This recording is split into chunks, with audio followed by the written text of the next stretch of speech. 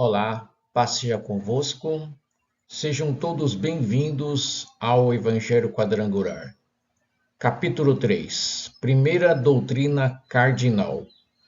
A salvação é o centro da mensagem do Evangelho e é o maior presente oferecido à humanidade. Ela representa o resgate das nossas almas, um ato de amor incomensurável de Deus que enviou seu Filho unigênito, Jesus Cristo, para que pudéssemos ser reconciliados com Ele. Desde o momento da queda de Adão, a humanidade está separada de Deus, buscando uma solução para essa distância. Nenhuma obra humana, esforço ou religiosidade é capaz de preencher esse vazio ou de remover o pecado. É somente através de Jesus Cristo, o Cordeiro Imaculado, que podemos ter acesso a essa graça transformadora. Ele pagou o preço com o seu sangue, garantindo-nos o perdão e a reconciliação com o Criador. Compreender essa doutrina é essencial, pois nos lembra da nossa total dependência de Deus e de que a vida eterna está disponível para todos aqueles que creem. O sacrifício de Jesus não foi um ato isolador, foi uma manifestação do amor de Deus por cada um de nós que, apesar dos nossos erros e falhas, somos chamados a uma nova vida em Cristo. Que essa mensagem possa tocar nossos corações e nos fortalecer na fé enquanto caminhamos em direção à plenitude da salvação que Ele nos oferece. Boa aula. Tópico 1. A doutrina. A doutrina, conforme definida pelo dicionário Aurélio, é um conjunto de princípios que sustentam sistemas filosóficos, científicos ou religiosos. Para a Igreja do Evangelho Quadrangular, a doutrina é baseada na Bíblia Sagrada, servindo como a fundação de sua fé e prática. Conhecer as doutrinas da IEQ é fundamental para cada membro, pois traz vários benefícios espirituais. Primeiro, oferece clareza sobre o destino eterno, ensinando que, após a morte, a alma será julgada por suas ações e destinada ao céu ou ao inferno. Em segundo lugar, ajuda no desenvolvimento do caráter cristão, orientando o crente a viver conforme os princípios divinos, tentando ser firme em sua fé. Além disso, o conhecimento doutrinário protege contra os erros e falsas doutrinas como a feitiçaria, a astrologia, o paganismo, que são contrárias à palavra de Deus. Por fim, capacita o cristão a ensinar a Bíblia de maneira fiel e edificante. Esses princípios fundamentais são essenciais para uma visão espiritual sólida e uma fé bem direcionada. A doutrina da Igreja do Evangelho Quadrangular ensina que, embora o corpo físico retorne ao pó, a alma é eterna e será julgada por Deus com base nas ações e escolhas de cada pessoa. A doutrina bíblica revela que esse julgamento determinará se a alma passará a eternidade no céu ou no inferno, de acordo com a justiça divina. Este entendimento é essencial para a fé cristã, pois mostra a importância de viver em harmonia com ensinamentos de Deus, sabendo que haverá consequências eternas. Além disso, o desenvolvimento do caráter cristão é outra área central da doutrina. Os princípios bíblicos, quando aplicados à vida diária, ajudam o crente a desenvolver um caráter forte e resiliente, baseado na fé em Deus.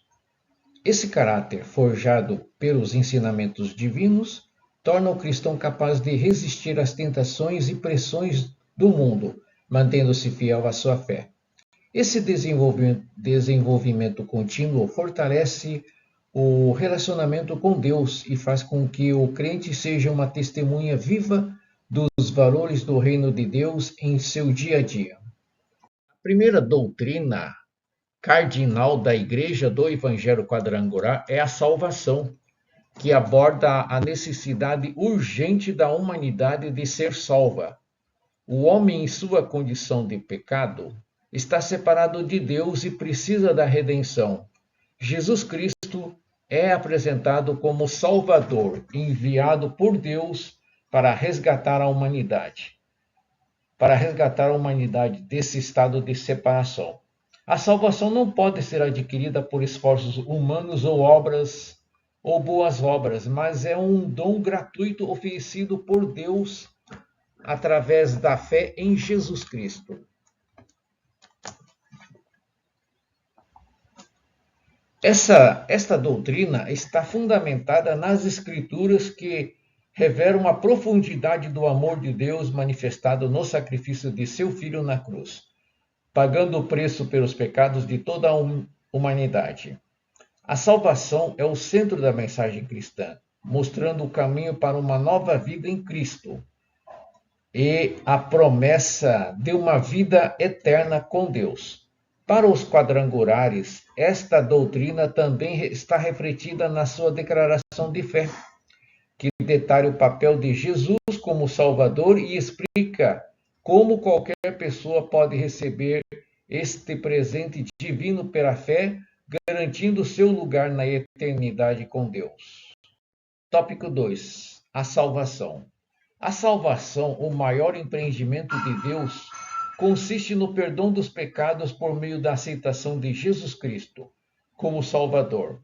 Conforme os textos das Sagradas Escrituras, em Atos 4.12 e João 3.16, não há outro nome pelo qual possamos ser salvos, e Deus enviou seu Filho para que todo aquele que crê tenha vida eterna. Antes de Cristo, o sacrifício de animais, conforme a lei de Moisés, era oferecido continuamente, mas apenas expiava o pecado sem efetuar a purificação completa. Era necessário um sacrifício perfeito, e Jesus, ao morrer na cruz, ofereceu o único sacrifício capaz de redimir a humanidade para sempre. A obra de salvação representa o plano mais grandioso de Deus, não algo que pudesse ser realizado apenas com uma palavra, mas que exigiu o sacrifício e o sangue de Cristo, o Filho unigênito. Cristo é o único caminho para o Pai, e nele está a única esperança de reconciliação com Deus e vida eterna. Ao longo de toda a história, esse foi o empreendimento mais significativo do Criador em favor da sua criação. O impacto do pecado na humanidade começou com Adão, que, ao desobedecer a Deus, trouxe condenação não apenas para si, mas para toda a criação e seus descendentes. Em Romanos 5.12 e 1 Reis 8.46, demonstra que ninguém escapou dessa condenação. Todos os homens são pecadores por natureza desde a concepção e herdeiros da ira divina. Em Salmos 14, versículos 2 e 3, revela que ao buscar alguém que compreendesse a vontade de Deus, nenhum foi encontrado. O pecado está no âmago da existência humana e não há como negar sua realidade. Boas ações ou esforços pessoais são insuficientes para alcançar a redenção. Apenas o sacrifício perfeito de Cristo, o segundo Adão, poderia remir a humanidade do pecado. Conforme escrito nas Sagradas Escrituras, Efésios capítulo 2, versículo 1 a 10, a salvação não é obtida por obras, mas pela graça de Deus, uma graça que exigiu derramamento de sangue. Como o sacrifício de animais era ineficaz, Deus, em sua infinita misericórdia, enviou seu Filho para ser o único sacrifício que purificaria e reconciliaria o homem com ele. Assim, a redenção foi alcançada através de Jesus, o Salvador perfeito, sem mácula. Jesus Cristo realizou o maior sacrifício da história, algo incompreensível do ponto de vista humano. Ele veio ao mundo para salvar todos os pecadores, independentemente de suas falhas e transgressões, incluindo aqueles que, aos olhos do mundo, não mereceriam tal redenção, como homicidas e estupradores. O amor de Cristo transcende o julgamento humano e supera falhas mais graves. Ele atentou para a moralidade ou dignidade dos homens, mas veio cumprir o plano de redenção traçado por seu Pai. A comunhão entre Deus e o homem, quebrada no Éden pela descendência de Adão, precisava ser restaurada. Este foi o maior problema enfrentado pela humanidade e Jesus, como parte da criação, tornou-se Salvador que restauraria essa relação por meio de sua morte. Sua missão foi trazer perdão e reconciliação, satisfazendo a justiça divina. Seu amor incondicional e sacrifício redentor permitiram que o homem que outrora estava perdido tivesse a oportunidade de voltar à comunhão com Deus. Assim, Jesus veio para cumprir o propósito do Pai e resgatar o que havia se perdido. O plano de salvação de Deus em Cristo é revelado em Hebreus, capítulo 2, versículo 14 a 17, onde três termos-chave explicam a profundidade desse milagre. O primeiro termo, derrotar-se, indica que, pela morte de Cristo, o poder do pecado e da morte foi quebrado, libertando a humanidade da escravidão do pecado. O segundo termo, libertar-se, destaca que o sacrifício de Jesus trouxe libertação completa, como descrito em Romanos 8,1. Assim diz a palavra do Senhor. Agora, pois, nenhuma condenação há para os que estão em Cristo Jesus. O terceiro termo, propiciação, refere-se ao perdão divino que Jesus conquistou em favor da humanidade, algo que ninguém poderia alcançar por si só. Cristo tornou Deus propício àqueles que não tinham meios próprios de se reconciliar com Ele. Jesus, ao passar por tentações e provações, se identifica com nossas lutas e agora nos socorre em nossas batalhas diárias. O mundo precisava de um Salvador, alguém que fosse capaz de salvar a humanidade da condenação eterna causada pelo pecado do Adão. Jesus se tornou esse Salvador, assumindo a forma de homem para cumprir a sentença do justo juiz, resgatando-nos da morte eterna e nos oferecendo a vida eterna com Deus. A missão de Cristo foi singular e incomparável. Ele deixou a glória celestial, onde habitava em perfeita comunhão com o Pai, para assumir a forma humana e pagar o preço pelos pecados da humanidade. O primeiro homem, Adão, trouxe condenação ao mundo ao desobedecer a Deus no Éden. E somente um novo homem, perfeito e imaculado, poderia reparar essa quebra e trazer reconciliação. Jesus se tornou esse homem, o segundo Adão, que pagou a dívida do pecado em nosso lugar. Sua missão não foi salvar o homem da morte física, mas da morte eterna, oferecendo a todos uma chance de escapar do inferno que foi originalmente preparado para Satanás e seus anjos. O inferno não era o destino que Deus desejava para o homem, mas por causa do pecado tornou-se uma realidade para aqueles que não aceitassem a redenção em Cristo. Agora, Jesus espera ansiosamente no céu por aqueles que o receberam e pelo menos que ainda receberão, cumprindo assim a vontade do Pai e gerando nossa eterna comunhão com Deus. É um presente divino que estende a todos aqueles que recebem a Jesus Cristo pela fé. No entanto, é importante notar que inicialmente ele veio para seu próprio povo, os judeus, que infelizmente não o reconheceram como o Messias. O Evangelho de João enfatiza essa rejeição, mas a graça de Deus se revelou ao estender a redenção a todas as pessoas que vêm a crer. Importante destacar que existem duas formas de crer. Uma é a crença racional, que muitas vezes resulta em pessoas convencidas, mas não convertidas. O pastor Silas de Araújo, França, destacou que muitos frequentam a igreja sem ter uma verdadeira conversão, apenas acreditando intelectualmente na história de Jesus. Por outro lado, crer com o coração representa a verdadeira fé que leva a uma experiência viva de salvação. Um exemplo disso é o ladrão na cruz, que reconheceu sua necessidade de perdão e a autoridade de Cristo. A fé genuína envolve mais do que aceitação intelectual. Ela exige um coração aberto e receptivo que reconhece Jesus como Senhor e Salvador. Crer com o coração é fundamental para a verdadeira fé em Cristo.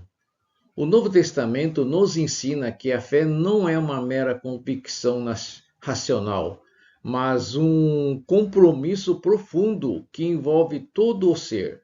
Jesus destacou essa verdade em várias passagens, como em Mateus 13,15, onde mencionou a dureza do coração do povo que não compreendia o mistério da salvação. Além disso, em Mateus 15,8, ele alerta que muitos honram a Deus apenas com palavras, mas seus corações estão distantes.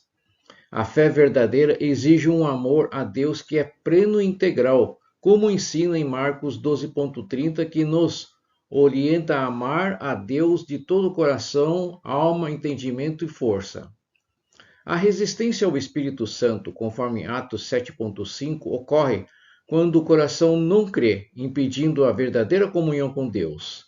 A fé genuína não é apenas uma decisão intelectual, mas um ato de coração que se entrega ao Senhor. João 14,1 nos lembra que um coração turbado não vê a providência de Deus. Para que a salvação ocorra, é preciso um coração aberto e uma disposição sincera de acreditar em Jesus como o único caminho para a reconciliação com Deus. A salvação é um processo que envolve a ação de Deus e a resposta do ser humano.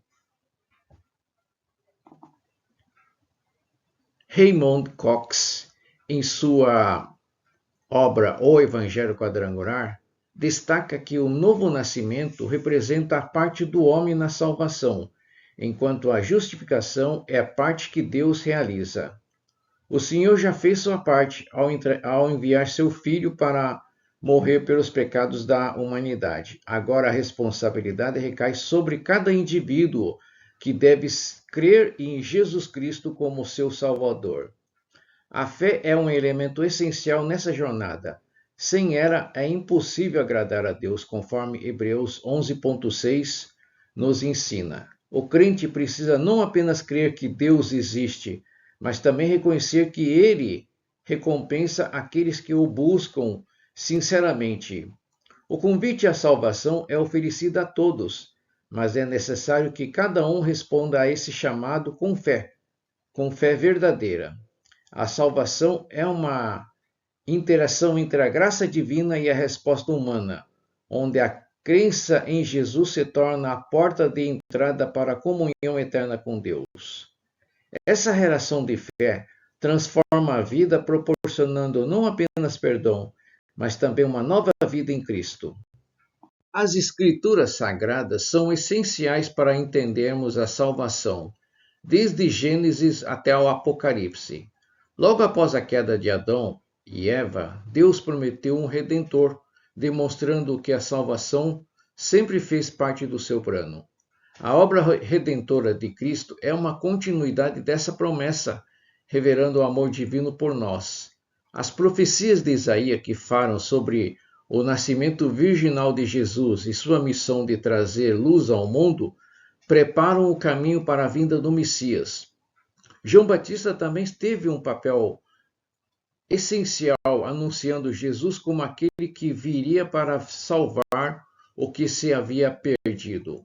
A Bíblia, portanto, não é apenas um livro de história, mas uma fonte transformadora que nos convida a viver em comunhão com Deus e a experimentar a salvação oferecida por Jesus Cristo.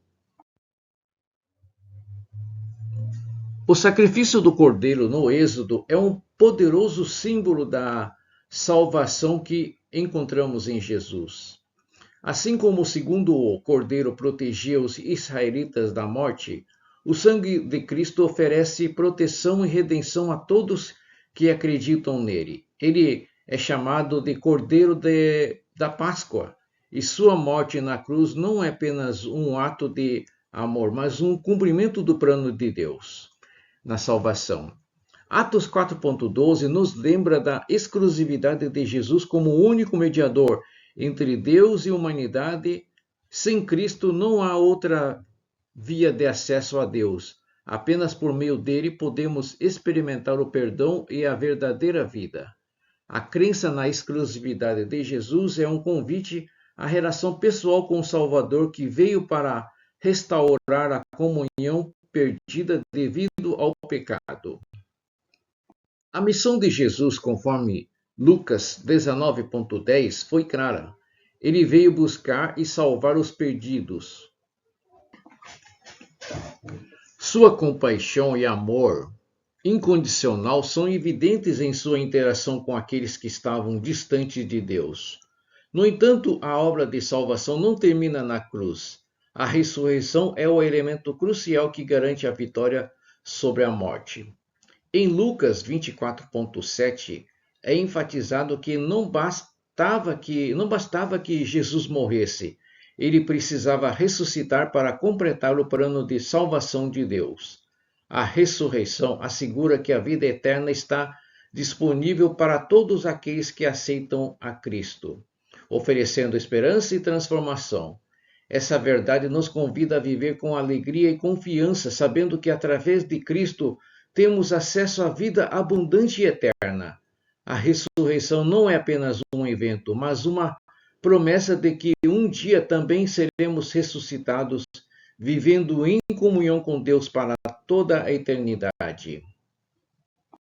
Ao refletirmos sobre a necessidade de salvação, podemos fazer uma analogia com situações de emergências como um incêndio.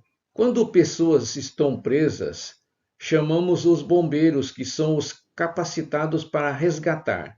Da mesma forma, a humanidade está presa ao pecado, necessitando desesperadamente de um Salvador. A palavra de Deus nos esclarece que todos pecaram. E por causa do pecado de Adão, a humanidade ficou destituída da glória de Deus. Desde então não existe um justo sequer. Cada ser humano carrega a semente do pecado e por si mesmo não pode se libertar. Portanto, é vital entender que a salvação é necessária para todos. Jesus nos ensina sobre o novo nascimento em João 3.3, que não é uma volta ao ventre materno, mas uma transformação espiritual através da fé nele, em Jesus Cristo. Quando cremos que Jesus morreu e ressuscitou e confessamos isso, alcançamos a salvação. Assim, não há mais condenação para quem está em Cristo, escrito em Romanos 8.1, pois seus nomes estão escritos no livro da vida, Apocalipse 20.15. É uma oferta de amor e graça para todos que devem aceitar.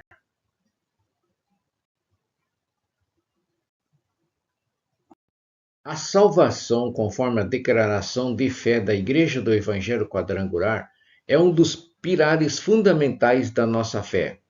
A Aimee Semple McPherson, em suas palavras, destaca que a salvação dos pecadores é inteiramente pela graça. Isso significa que não podemos confiar em nossa própria justiça ou bondade para alcançar a salvação.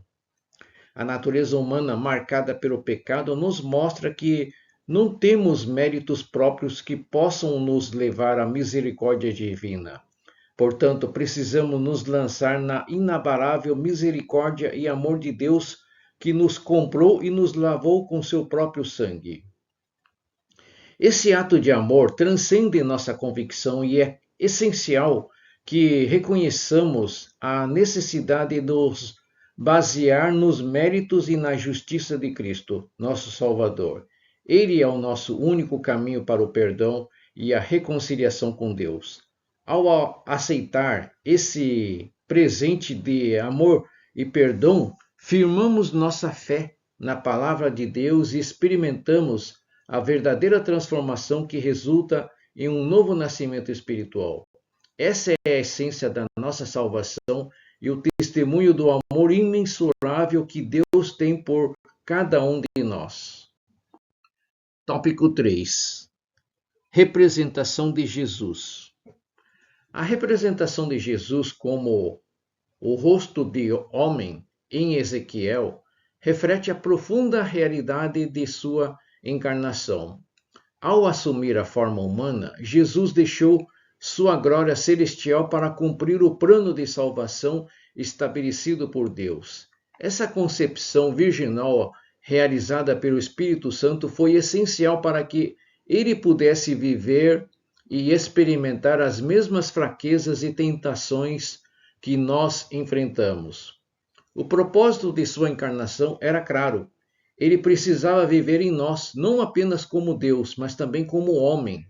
Embora o Jesus divino tivesse o poder de vencer todas as tentações, somente Jesus, humano, poderia se tornar o Cordeiro Imaculado. Sua experiência de sofrimento e tentação não foi em vão. Ela foi fundamental para que pudesse realizar a obra da redenção. No brasão da Igreja do Evangelho Quadrangular, o rosto do homem simboliza essa dualidade de Cristo, com os olhos voltados para o céu, lembrando-nos de sua conexão com o Pai e da missão que ele cumpriu na terra. Essa representação nos encoraja a reconhecer Jesus não apenas como Salvador, mas também como aquele que compreende nossas lutas e nos oferece a salvação através de sua própria experiência de vida. O Evangelho de Lucas é uma obra rica que retrata Jesus sob perspectiva do Filho do Homem, destacando seu ministério redentor.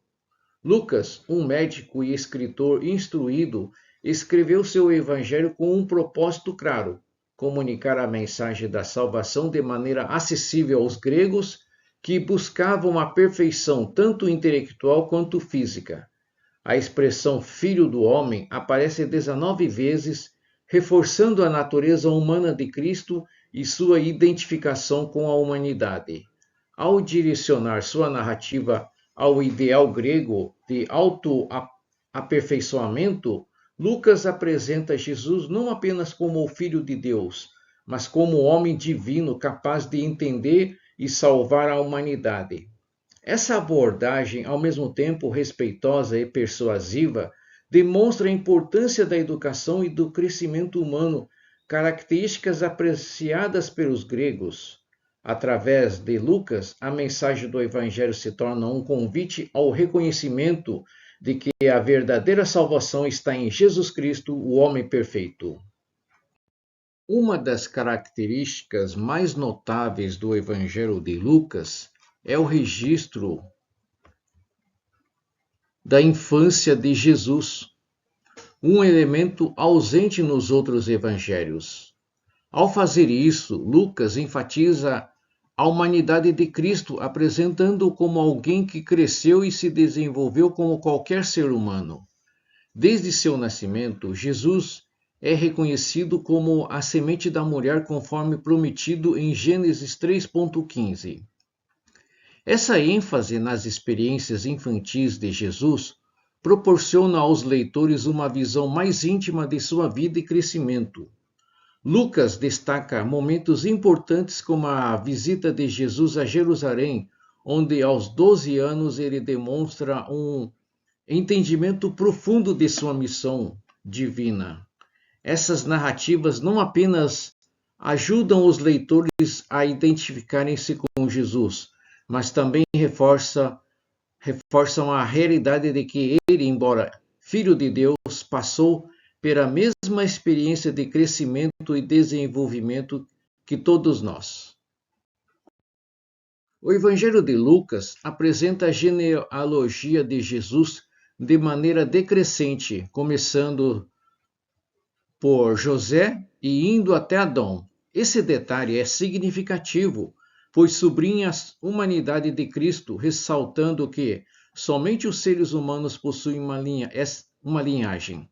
E essa genealogia serve como um lembrete poderoso de que Jesus é verdadeiramente um de nós.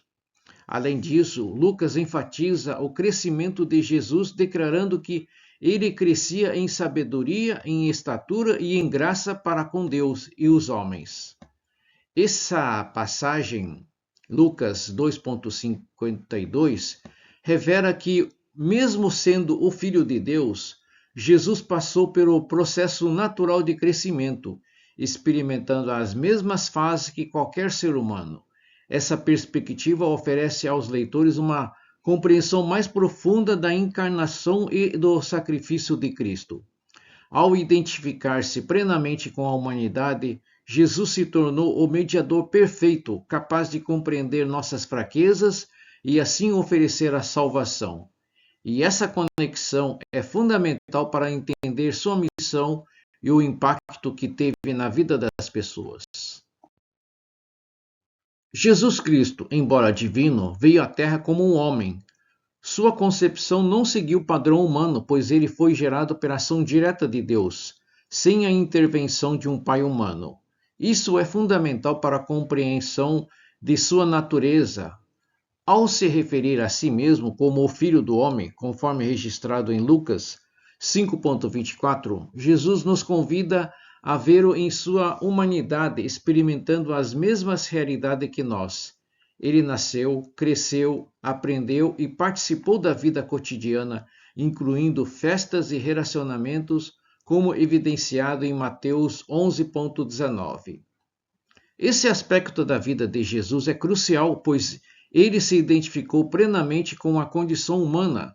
Ao experimentar necessidades físicas, emoções e dores, Jesus mostrou que não é um distante, mas um Salvador que entende nossas fraquezas. E essa conexão íntima é essencial para a nossa fé, pois sabemos que temos um intercessor que compreende nossas lutas e desafios. Portanto, a natureza humana de Jesus nos garante que ele pode verdadeiramente nos ajudar e nos salvar, não apenas em nosso sofrimento, mas em nossa jornada espiritual. A vida de Jesus na Terra não foi isenta de desafios ou de dores.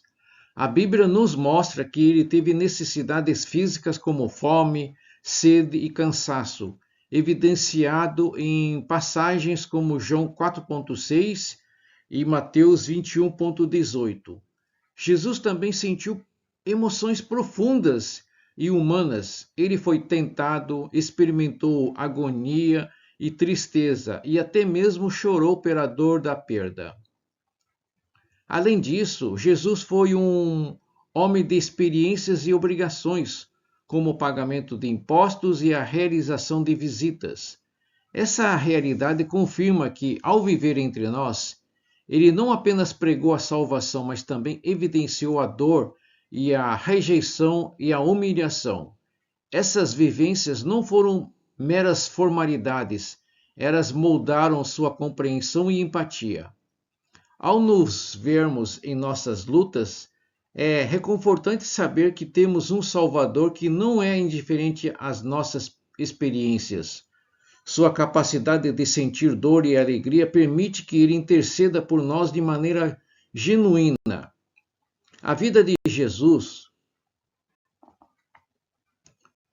nos ensina que em meio às tribulações podemos encontrar consolo e esperança, sabendo que ele já venceu o mundo. A vida de Jesus na Terra foi marcada por sofrimento, mas ele enfrentou tudo com amor e determinação. Em sua caminhada, ele não apenas suportou a dor física, mas também as humilhações e rejeições. O propósito de sua encarnação vai além de meramente salvar a humanidade. É também um exemplo de como viver em fidelidade a Deus. Cristo, sendo o homem de dores e experimentado nos sofrimentos, nos oferece um modelo de perseverança. Ele nos disse: tenho-vos dito isso, para que em mim tenhais paz. No mundo tereis aflições, mas tende bom ânimo, eu venci o mundo. Escrito em João 16:33. Essa declaração nos encoraja em tempos de dificuldade, lembrando-nos que não estamos sozinhos em nossas lutas. A vida de Jesus como homem e sua vitória sobre Satanás são um poderoso testemunho de que através dele podemos superar nossos próprios desafios. Ele não só se tornou nosso Salvador, mas também o nosso intercessor, entendendo cada aspecto da vida humana. Com isso, podemos viver com a certeza de que, independentemente das adversidades, temos em Jesus um aliado fiel e amoroso. Tópico 4. Simbologia da primeira doutrina. A cruz como símbolo de salvação. No estudo da tipologia, a cruz emerge como um símbolo da salvação em Cristo, prefigurada no altar de sacrifício em Êxodo 27:1 e na serpente levantada por Moisés em Números 21:9. A cruz representa não apenas a morte, mas a vida eterna oferecida a todos que creem. Em João 3:14 a 15, revela que, assim como a serpente foi levantada para salvar, Jesus também foi levantado na cruz, oferecendo salvação a todos que nele creem. Entretanto, é crucial entender que a cruz não é objeto de adoração. Muitas vezes, era venerada de forma equivocada, sendo esculpida em materiais preciosos, tornando-se gramorosamente e ornamentada. No entanto, a cruz original era feia e suja, marcada pelo sacrifício de Cristo. O verdadeiro poder não reside na cruz em si, mas na pessoa de Jesus que foi crucificada. Ele, e somente Ele, merece nossa adoração, pois é Ele quem trouxe o milagre da salvação à humanidade. A ideia de ser crucificado com Cristo é um conceito poderoso na vida do cristão, expressando um profundo comprometimento com o Salvador. Em Gálatas 2, versículo 19 a 20, o apóstolo Paulo nos ensina que, ao aceitarmos a Cristo, não somos mais escravizados pelo pecado, mas ao contrário, estamos crucificados com Ele. Esta união simboliza um rompimento definitivo com a velha vida. Assim como Jesus morreu na cruz, somos chamados a morrer para os nossos pecados e viver uma nova vida em Cristo. Essa nova vida é mais do que crer, trata-se de um compromisso total, onde deixamos para trás nossos velhos hábitos e valores. A cruz se torna um símbolo da transformação e da nova identidade em Cristo. Essa mensagem é considerada loucura para aqueles que não creem, mas para nós que somos salvos, é o poder de Deus. Isso nos garante que em Cristo não estamos apenas libertos do pecado, mas também temos a promessa de uma vida renovada onde podemos experimentar a plenitude do amor e da graça de Deus. A cruz não é apenas um símbolo, é a garantia da nossa segurança eterna em Cristo. O sacrifício de Jesus foi único e definitivo. Ele não será crucificado novamente. Sua morte e ressurreição são suficientes para a expiação de todos os pecados. Para aqueles que creem, isso significa que não há mais necessidade de derramamento de sangue ou incertezas em relação à salvação. A cruz nos lembra da obra completa que Jesus realizou e dos benefícios da redenção oferecida a todos aqueles que creem. Para a Igreja do Evangelho Quadrangular, a cruz é o símbolo da totalidade da salvação. Nela encontramos esperança e a certeza de que, em Cristo, estamos completamente seguros. Não há mais dúvidas sobre a expiação dos pecados, pois o que Jesus fez é irrevogável. Essa segurança é fundamental para a vida do cristão, pois nos encoraja a viver com confiança, sabendo que somos aceitos e amados por Deus. A cruz, portanto, não só representa a dor e o sacrifício, mas também a vitória e a redenção eterna. O vermelho é uma cor poderosa que carrega múltiplos significados, tradicionalmente associada à paixão e ao amor ardente. Essa cor também representa a vida, já que, segundo a tradição, o sangue é o que dá vida.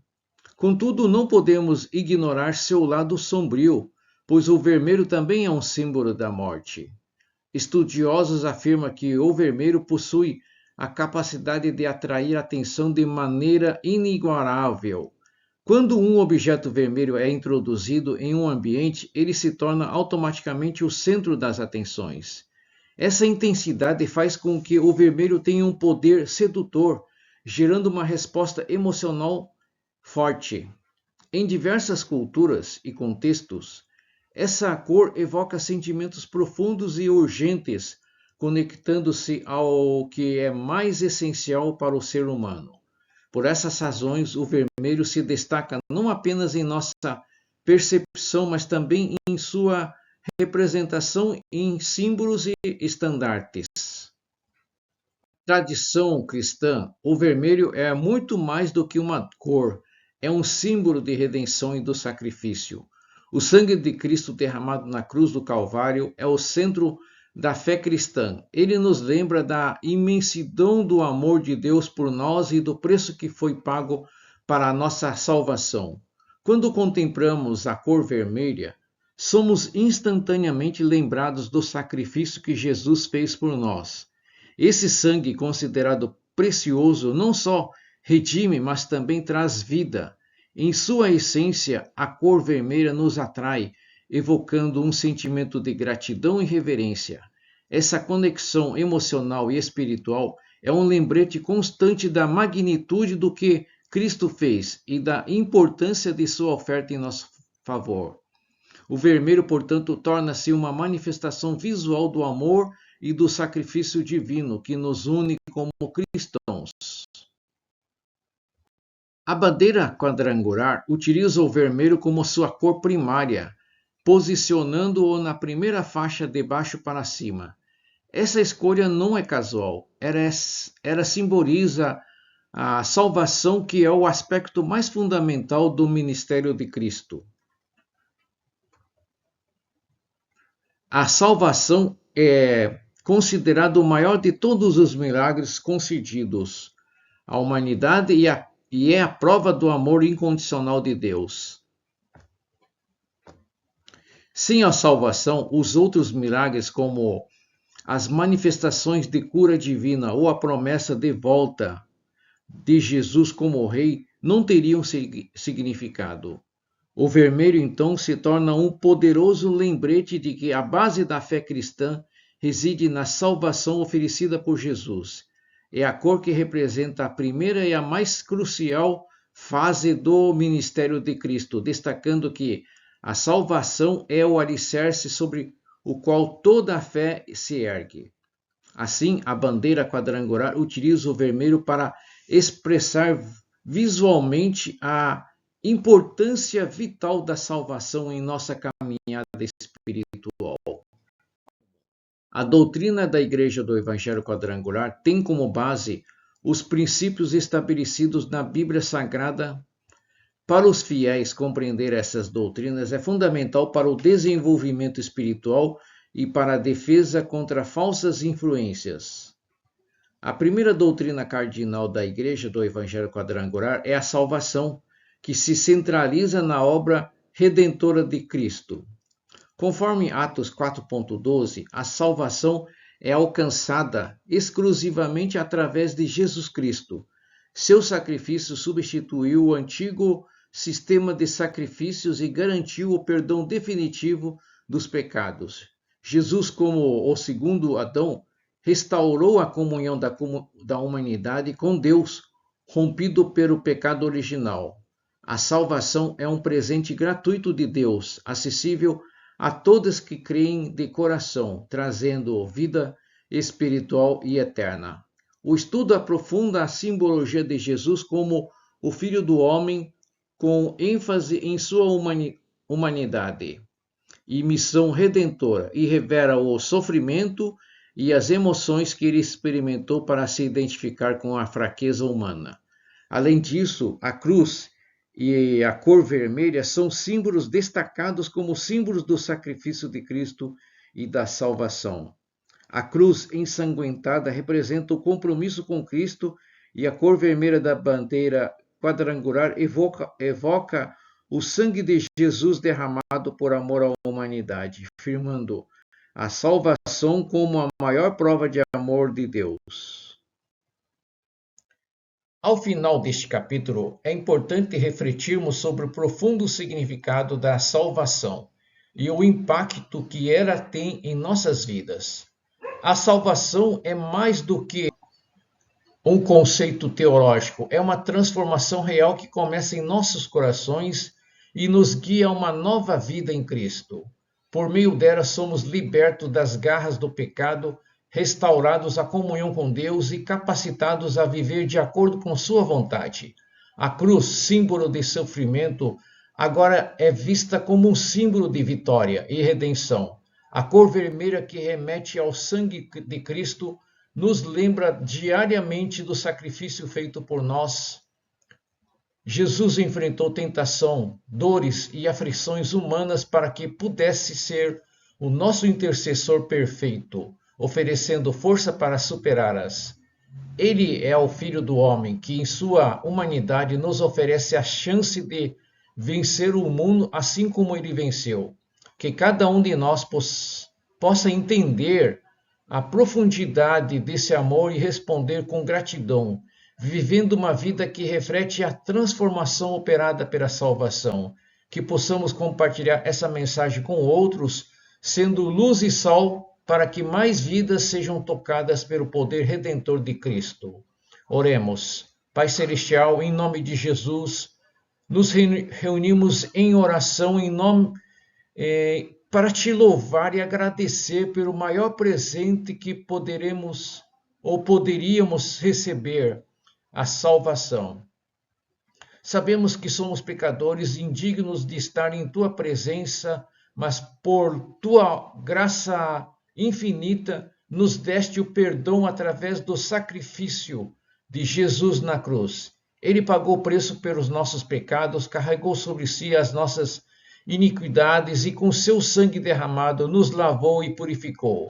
Agradecemos, Senhor, pelo teu amor incondicional que se manifestou de forma tão poderosa na cruz. Obrigado, Jesus, por teu sacrifício e por seres o nosso Salvador, nosso caminho, verdade e vida. Te pedimos que continues a nos transformar, Senhor, para que sejamos cada dia mais semelhantes a ti. Que a tua palavra seja a lâmpada que ilumina o nosso caminho, afastando-nos de todo o mal, de toda a falsa doutrina e de todas as influências que tentam nos afastar de ti. Fortalece-nos, Senhor, para que possamos viver em santidade e obediência, sendo testemunhas vivas do teu amor e poder. Ajuda-nos, Senhor, a compartilhar essa salvação com o mundo, levando esperança e luz aos que ainda estão perdidos. Em nome de Jesus Cristo. Amém.